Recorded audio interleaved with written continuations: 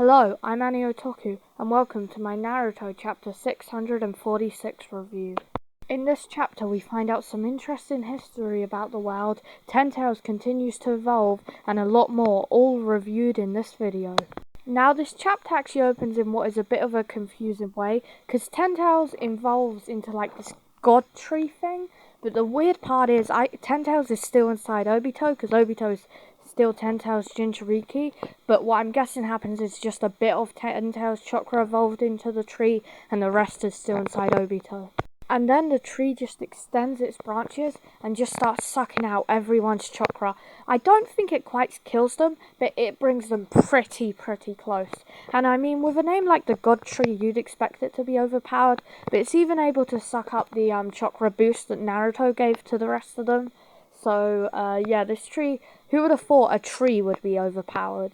We also get a bit of interesting information about the tree, because a lot of its branches seem to be targeting Killer Bee, and when he asks why, Eight Tails explains that the tree can tell how much chakra someone's got, and it knows Killer Bee has a lot, and wants it, I guess, to, like, feast on, so I guess it has some level of sentience. Well, I guess all trees would kind of, like, try and get the biggest meal, but at the same time, it doesn't look like it's going after Naruto, so that's a bit weird. And then Madara and Hashirama start talking, and Madara just starts explaining the story of the tree. Not sure why he would just relay this information to his enemy, but it does seem like they still have a bit of a friendship there.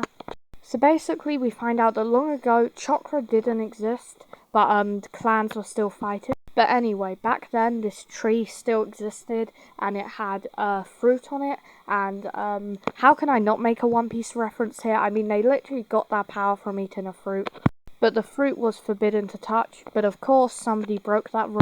This lady called Kaguya ate the fruit, and she was the first person with chakra, and I'm thinking that we won't actually meet her. Well, we might get a flashback of her, but just because I don't have long till the end of the series, I think she could stay as like this god character more, who's like a bit more mysterious, so yeah.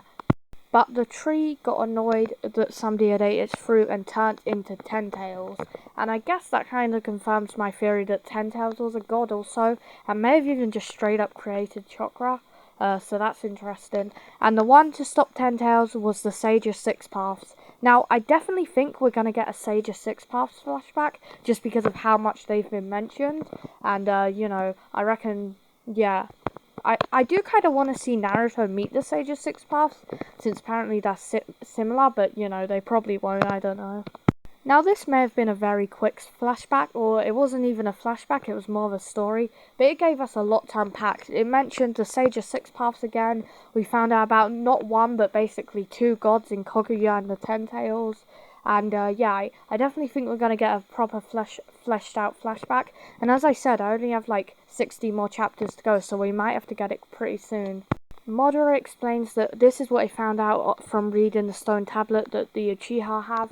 He also explains that there are no true dreams in this world, and that even after the humans got a taste of this fruit, there have still been plenty of wars and conflicts, a lot more gruesome. Which, yeah, is true. Now that people have chakra, it's definitely made it, you know, many more wars. 4 great wars, in fact. But yeah. He also says that this infinite Tsukiyomi is his vision of the future, which, you know, not much saying there, cool, I guess. He then finally begins to explain how the infinite Tsukiyomi is going to work. So the tree will open up and there's a flower on top of it, which honestly looks a bit like a Sharingan, which is a bit weird, but I guess if this was a tree that created chakra, maybe it was even the tree that created the Sharingan. And it will shine to the moon will have like the reflection of the Sharingan in it, and therefore, you know, everyone will technically be looking at it, so boom, the infinite Tsukiyomi will be cast. It honestly makes a lot of sense.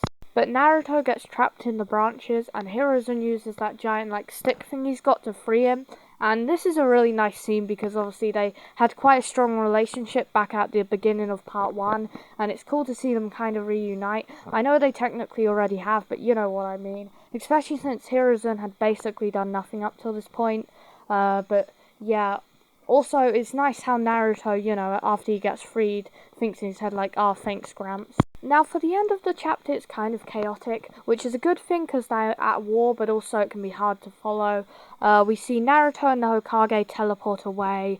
Gojo asks Sasuke have things finally settled down, and we see a ton of people just beaten and, bloody. Killer Bee's there kind of out of breath.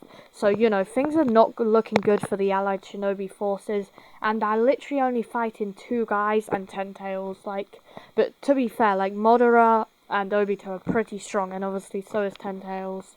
And we finally end on Jinchuriki Obito being like, "You've endured enough," and we cut to the giant tree.